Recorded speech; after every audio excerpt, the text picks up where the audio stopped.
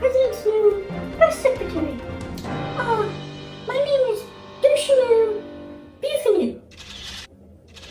It's Bufanu. I was sent out here to tell you all about what's about to happen when the president is going to come in here. Just want to let you know. Very few questions. We're going to keep this short. Try hopefully under 10 minutes total. Before he comes in. So, without further ado, first of all, I'd like to start off by saying that the military tribunals will begin tomorrow, starting with the Speaker of the House. He will be the first one on trial here. It will be presided by Judge Williams and Williams. That's simple. We have had construction crews there, rapid construction crews, and things have been moving very quickly. Actually, I think we fixed most of the damage. We've also compensated those that may have been injured in the attack. Anything else? Let me think real quick. The new elections, yes. The new elections will take place 1 month from now. And the military will be providing more information about that. Declassification. Now, we have set to release some declassification documents prior to the trial beginning tomorrow. Now, according to this document here, we have proof that Speaker Roberts was in contact with the Double Destroyer and was encouraging them to invade and try to attack the nation. This is an email he wrote to the previous government. Yes, that's a great idea. I'll give you guys a head start. I'm going to start the schism in the government. He will never see it coming. He's stupid as fuck. Also,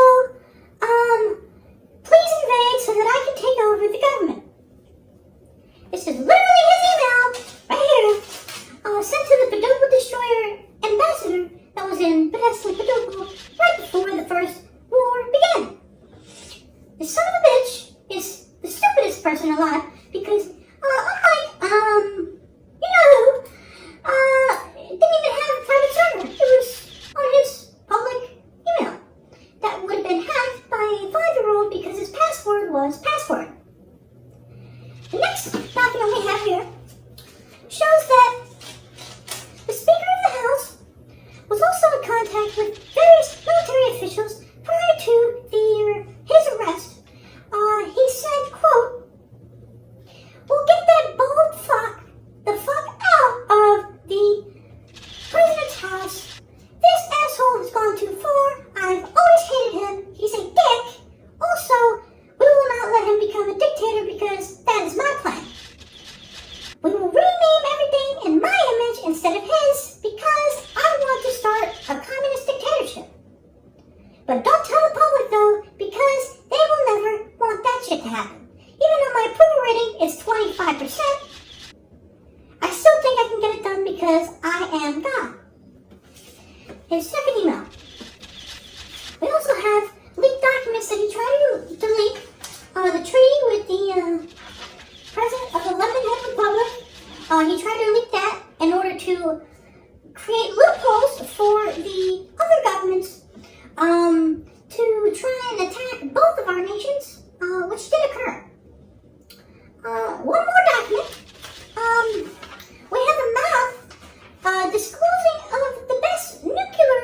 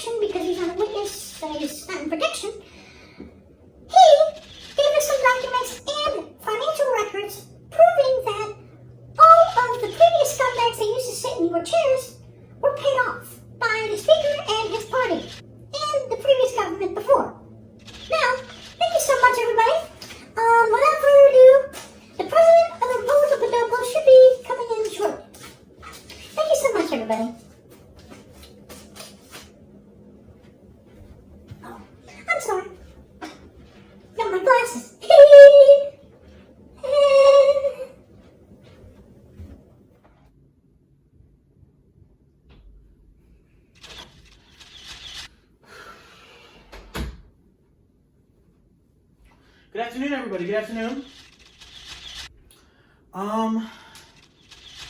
As you can see, my new press secretary, Mrs. Duchesneau, or Mr. Duchesneau, whatever his name is. I can't remember his name. I only remember his first name because it's actually kind of funny. But I wanted to take the time to answer some questions. I only got time for a little. One more final note on the speaker before I move on. The declassification documents, the emails, the Instagram private, not even private messages, Instagram tags, his Twitter messages, all that is being released today because his trial begins tomorrow.